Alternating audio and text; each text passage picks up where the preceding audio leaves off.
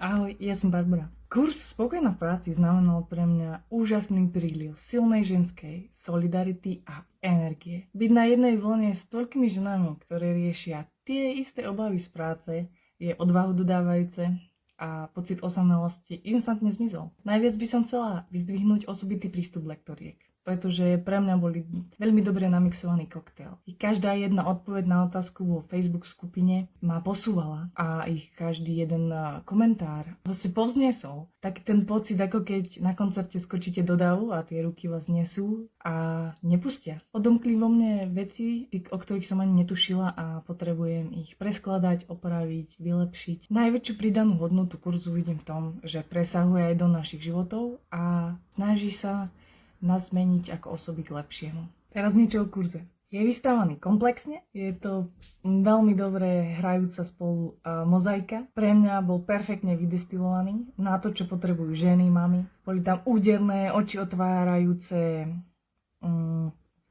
informácie, ktoré menili pre mňa mylné alebo zastaralé predstavy o práci, super rady, tipy.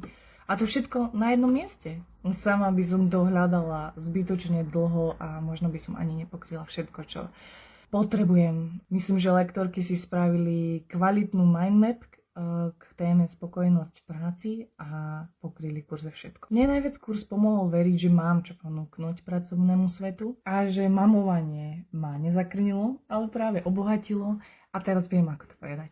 A čo by som odkázala tým, ktorí váhajú? Ak vám pri myšlienke hľadania práce po rodičovskej práci zviera žalúdok ako mne predtým, tak tento kurz je way to go.